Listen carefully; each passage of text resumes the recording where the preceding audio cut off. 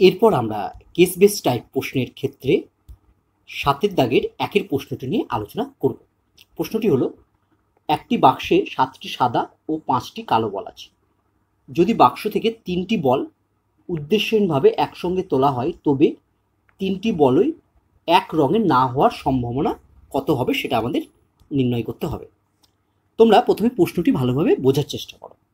দেখো, বলছে বাক্সে 7টি সাদা ও 5টি কালো বল আছে, তাহলে বাক্সের টোটাল বল হচ্ছে 12টি।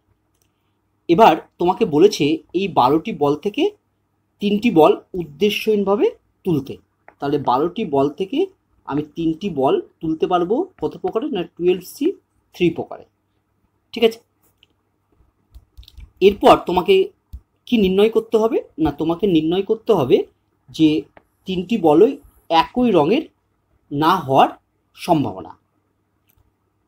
চলো আমরা এই প্রশ্নের উত্তর করে ফেলি।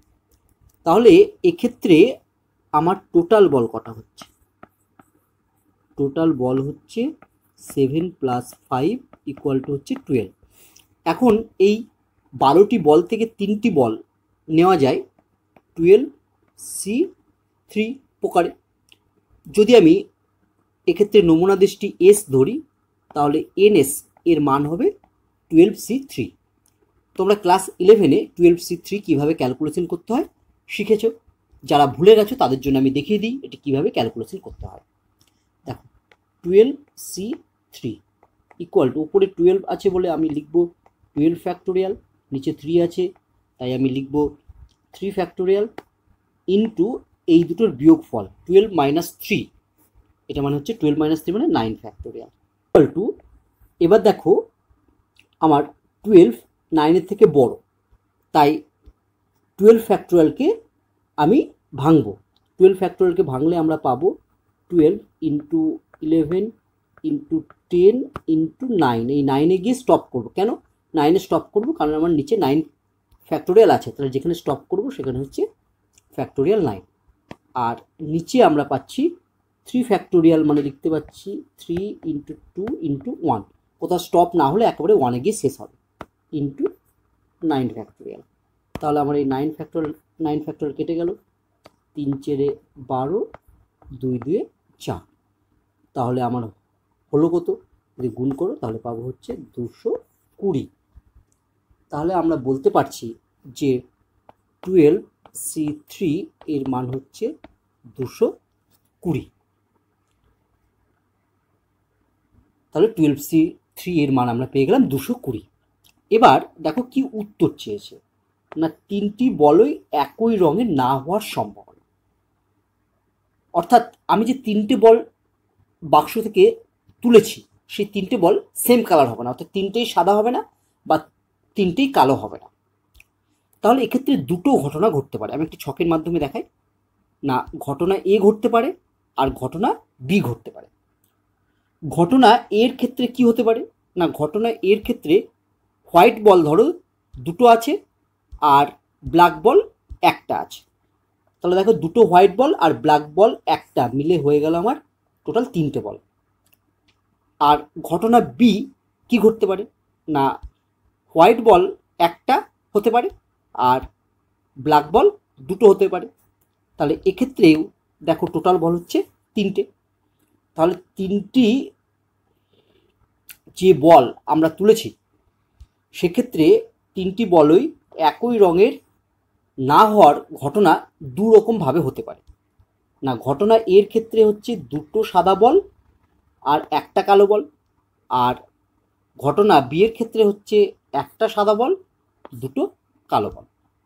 তাহলে দেখো এক্ষেত্রে আমার n(a) কত হবে? হ্যাঁ, n(a) = তাহলে আমার দুটো যে সাদা বল আসছে সেটা অবশ্যই 7টি সাদা বলের মধ্য থেকে এসেছে।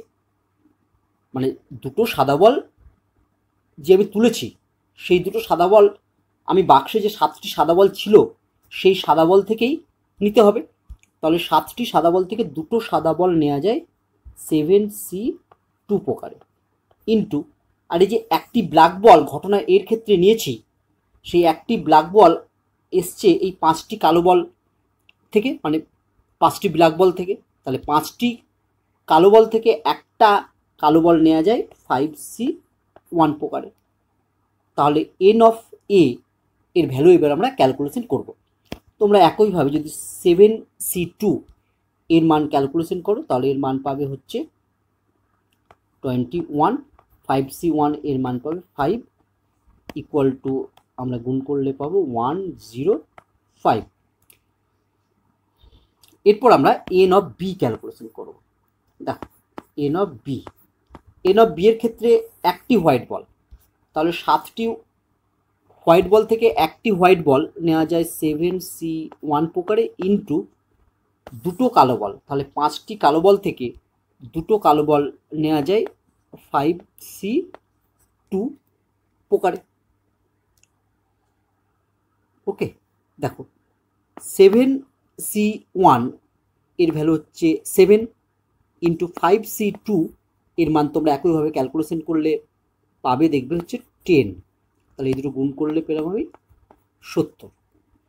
তাহলে এন অফ এ এর মান হয়ে গেল 105 আর এন অফ বি এর মান হয়ে গেল হচ্ছে 70।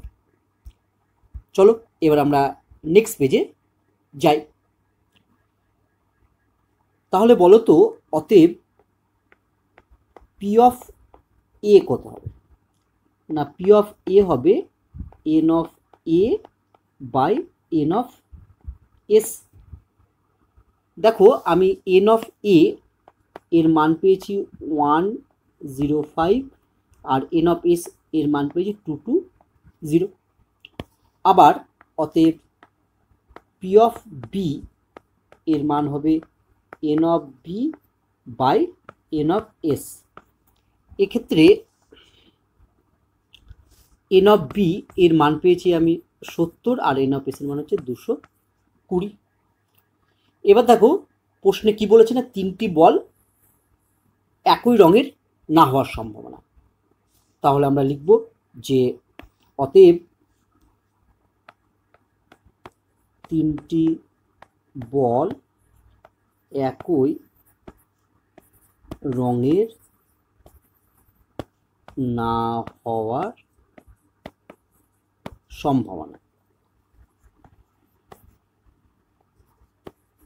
ইকুয়াল টু এই দুটোর যোগফলই হবে 3টে বলই একই রঙের না হওয়ার সম্ভাবনা। কারণ পি অফ এ এক্ষেত্রে 3টে বল একই রঙের হয়নি, আবার পি অফ বি এই ঘটনার ক্ষেত্রেও পি অফ বি না অর্থাৎ বি ঘটনার ক্ষেত্রে যে সম্ভাবনা আমরা নির্ণয় করেছি সেক্ষেত্রেও 3টে বল একই রঙের হয়নি।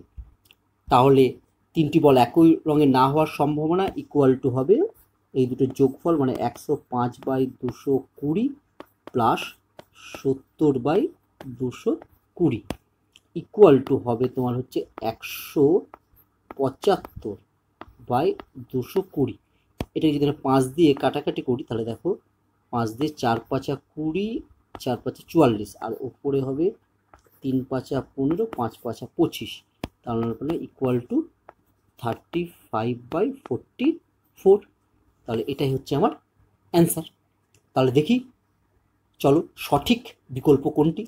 না, সঠিক বিকল্প হলো এ 35/44।